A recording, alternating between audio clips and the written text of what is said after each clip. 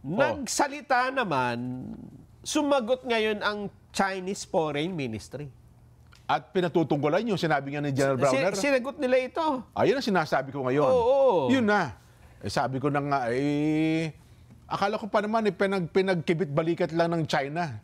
Talagang hindi napigil, sinagot talaga si Browner. Kasi nakakapangamba nga naman yung ganung pahayag, di ba? Totoo. Pakinggan ho natin. Ano bang sabi o sagot dito ng... mahirapan na naman tayo mag-translate niyan, ha? Meron naman. Okay, sige. Chinese Foreign Ministry. 台湾问题是中国的内政，是中国核心利益当中的核心。如何解决台湾问题是中国人自己的事，不容他人智慧。我们奉劝菲律宾有关人士，不要在台湾问题上挑衅玩火，玩火者必自焚。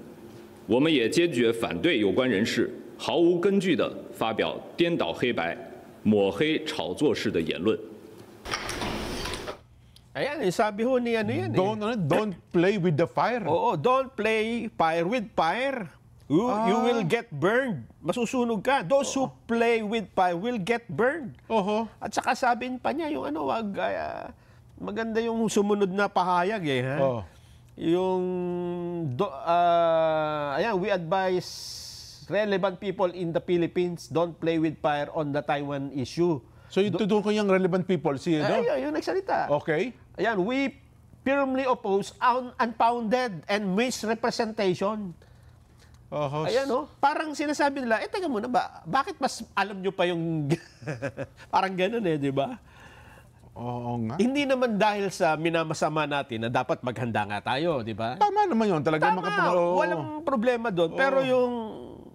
Isa publiko mo, maganon. Kasi ako, Jen, magkokos ng panic ito eh. Pati nga China, nagpanic. Oo. Kasi kung halimbawa ako, tayo mga opisyal, lahat kayo Northern Luzon Command. At saka dapat to hindi nga lang NOLCOM yun eh. Dapat to kinausap mo talaga yung buong yung officers mo.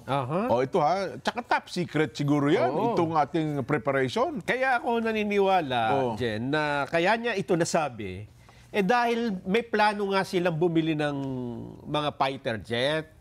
Di ba? So ikaw, parang sinabi mo, eto merong ambang banta. May kaguluhang... So, andito na yung... Di ba nung isang araw, andito yung defense... si Hegseth. Secretary ba ng US yun? Si Hegseth nga. Ang sabi niya ay... Yung pala ay nagbebenta pala ng mga fighter jet. Mukhang doon nga yung sinabi na confirm na rin ata na bibili. Yun nga. Tapos ngayon, bibili na. Tapos yung isang araw, nandito naman yung chief of, yung pinakamataas na official din ng, ng Canada. Yung Canadian, yung babae. Military officer na babae pala yun, ang tindi. Ang problema, Jen, saan tayo kukuha ng pambili ng mga US fighter jet na yan?